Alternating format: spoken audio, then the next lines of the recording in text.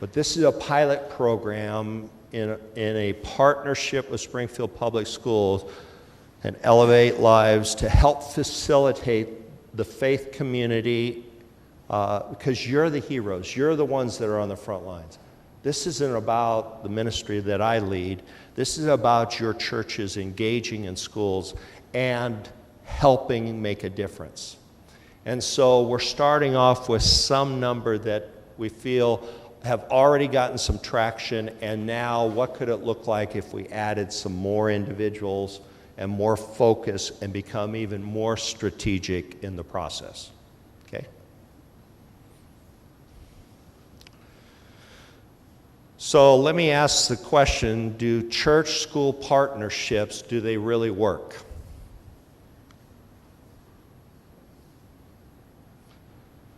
Well, today I want to invite two individuals up and speak from their perspective. I've invited Dr. Rebecca Donaldson of Weller Elementary School here to share some thoughts. And so, Dr. Donaldson, could you come up and talk to us what's on your mind concerning these partnerships? Hi, how are all of you? So I want you to think of 200 years ago. How were children educated 200 years ago? From where? Well, let's go 250 years ago then. Where? Okay, so I'm hearing church and home. It's exactly. You guys nailed it. I knew you'd know this one. So the church and the home educated the kids, okay? That's how they learned how to read. And I am so excited that the church collaboratively as a unit here in Springfield is getting back into that. We need to be involved, and I'm a follower of Christ. We need to be involved in our kids' meaning the kids in our communities' education. And I heard one thing being reverberated from our mayor, from our superintendent, from the city councilwoman, and from Russ, and that is relationship. Relationship is how you as a group of people, a group of volunteers can impact children and families. So I'm going to talk about 4 different ways that I think, as a principal, the children or the churches can get involved in schools. The first one is just a need. It's really not relationally. I'm just going to put that out there. That's why I put it first, and that's facilities. Last summer, High Street is one of our partners, and last summer, High Street said, "Hey, Dr. Donaldson, we want to do a painting project." And so our library, which is 2 stories up, it's an A-frame, needed to be painted. I mean, probably hadn't been painted since the 90s. And I believe it was 6 full classrooms and about 7 more classrooms, 1 wall. And I was like, they are never going to get this done. And I just reiterated, because it has to be done professionally. We got to tape stuff off. We got to do it like a painter would do it. And we actually brought in a couple Springfield painters, Springfield Public School painters, to supervise the project. And I kid you not, we started at 8, and at 12 o'clock, everything was painted. And those teachers, I had teachers that they painted like 1 wall gray in some of the classrooms, and I had teachers coming to me, "Can I get a gray wall in my classroom too?" It just brightened the rooms and just made the rooms look like a place. And many of you are in churches that are a place that is not like this room, and you like to go there. And many of our schools are places you wouldn't want to go to work in every day. And teachers are the same way, and kids. And so that's one way. Facilities is one way. My other 3 ways are relational. Teachers, parents, and children. So I'm just going to talk to you just for a minute about teachers. Teachers in Title I schools work really hard. They have behavior issues. There are just, kids are coming to school, and because they haven't had the literacy-rich homes, they're starting 50 yards behind the starting line. If we're in a race, we're 50 yards behind. And our job, catch them up. Catch them up and move them forward. Be proficient. Be with those kids who have been raised in homes, they've traveled, they've been read books and everything. You catch them up. And so these teachers are working really hard. Most of the teachers in my building come to my building because they feel it's their mission field. They feel called to it.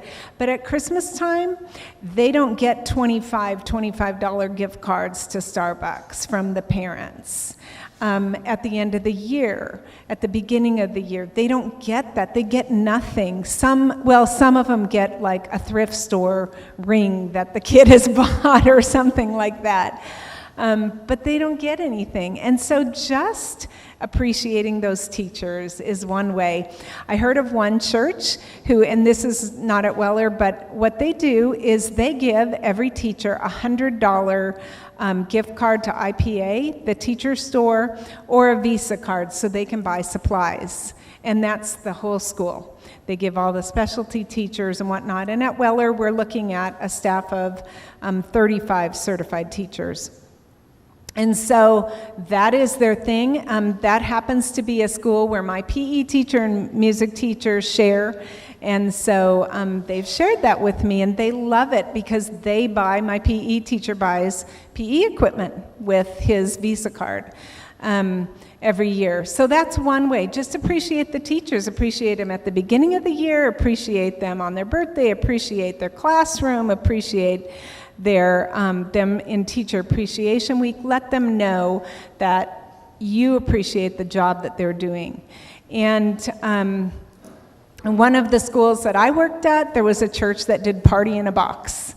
And volunteers came in, and this is a relational opportunity. Volunteers came in, and there's 2 parties a year, the Christmas and the Valentine party. And the teacher in high poverty schools is the one who plans the whole party, and the kids bring in goodies. So they brought in volunteers, and they planned the party, and I've seen it in my school with one of my teachers. They've had a photo booth and stuff like that, just like the kids on the south end of town would have. They've had all these things because there have been church members that have come in and supported the teachers in that way. So teachers, facilities, parents. Parents is a big one, and it's hard to do. But if you get to know the kids, you will eventually get to know the parents. So, but one of my hearts, and this is more strategizing, is to partner, and a good friend of mine has done this at a high poverty school. She took her church and she partnered volunteers with a specific parent. So every time they had an event, she invited those parents to come in and volunteer at the event. And then she invited the church members and gave them a name, and they worked right with the parent. Think of what that does with relationship. You have the opportunity to visit with that parent. That school has 4 events through the year. You're seeing that parent multiple times, and you're working right alongside of that parent. You're giving that parent a model. And eventually, over the years, nothing that we do happens quickly. There is no quick fixes with poverty. Poverty takes a long, long time, and it happens through relationship. Poverty people value relationship, and I believe Jesus' model was relationship, and we need to follow that. And so over the long haul, if there's 4 or 5 events and you have a family, you come to that family every time, and you partner with that family. You get to know that family, and then you can spread outside of the school day as that happens. I'm going to tell you, students are a huge opportunity, like Dr. Jungmann said. I'm going to tell you a story of one person partnering with one of my students. When I came to Weller, this little boy was in 3rd grade, and he was from a matriarchal family, single mom, aunt and grandma lived in the home, and he was the only boy in the home. So guess what? He got his way, and he was used to just throwing fits and when he wanted his way. And the moms and grandma would just always bow to him. I'm going to call him Johnny. It's a pseudonym to help you out. But so Johnny was in my office every week. And what did he do with me at school? He threw a fit. When he didn't get his way, he threw a fit. So he was discipline referral, discipline referral, discipline referral.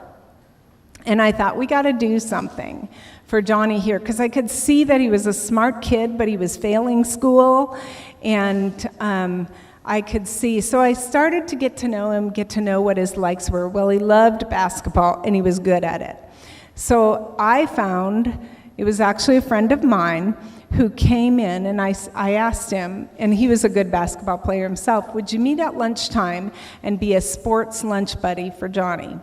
And he said, sure. So he started meeting. This was that was fourth grade. It was fourth grade when I came, and so this was when Johnny was in fifth grade. And he came every week, and they went to the gym, and they shot around. And they ate lunch together, and then they just shot hoops. As the year progressed, Johnny quit coming to my office. I mean, I just didn't see any more discipline problems at all with him. And then his teacher came to me, and she goes, oh my goodness, his grades have gone up. He's doing really well. Then his mom comes to me, and his mom goes, what? We're not having any problems with him anymore. And then we have a thing at Weller where kids are nominated as Pride Panthers, and they have to be polite, respectful, show integrity, show discipline, and show effort. And their peers nominate them. Well, Johnny, the other kids couldn't stand him because he was a bully, because that was sort of the mask he was hiding behind. And his friends, his peers in his classroom, nominated him to be a Pride Panther. We had a congresswoman visit our school, and Johnny was the student leader that showed her the school.